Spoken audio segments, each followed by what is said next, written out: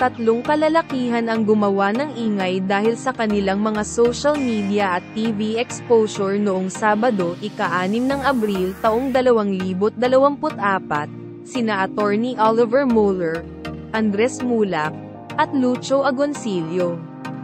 Oliver Moeller. Si Oliver ang abogado at searchy na pinili ni Miss Universe Philippines 2023 Michelle D. sa Especially for You segment ng It's Showtime. Nakuha ni Oliver ang atensyon ng publiko dahil sa pagkakahawig niya kay Piolo Pascual. Mula sa halos 14,000 followers, lumobo sa 105,000 ang bilang ng mga sumusubaybay sa kanya sa Instagram ngayong Lunes, ika-8 ng Abril. Abogado ang propesyon ni Oliver.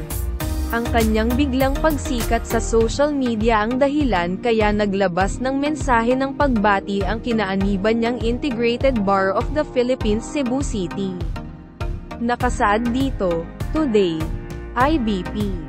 Integrated Bar of the Philippines Cebu City Chapter's very own pro, Attorney Oliver Moeller.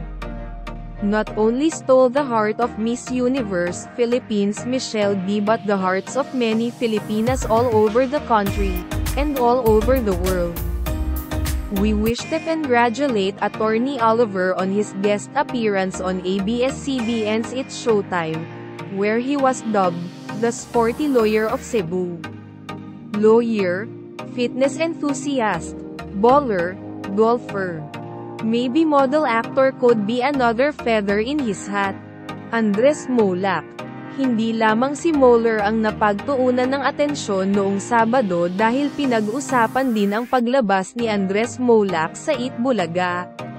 Kinilig ang loyal viewers ng Eat Bulaga kay Andres.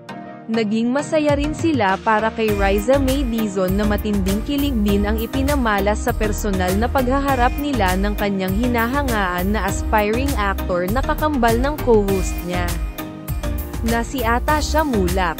Nang bumisita si Andres sa Eat Bulaga, ibinalita niyang mapapanood simula sa Mayo taong 2024 ang The Purse Family, ang sitcom ng TV5 na pagbibidahan nila ng kanyang kapatid na si Atasha Mulak at mga magulang na sina Aga Mulak at Charlene Gonzalez. Lucho Agoncillo. Gumawa naman ng sarili at hindi inaasahang ingay si Lucho Agoncillo. Ang 13-year-old at nag-iisang anak na lalaki nina Judy Ann Santos at Ryan Agoncillo dahil sa mga larawan niyang lumabas sa social media. Nagkakaisa ang lahat na future heartthrob si Lucho at malaki ang potensyal niyang sumikat kung sakaling magdesisyon siyang sundan ang yapak sa showbiz ng kanyang mga popular na magulang.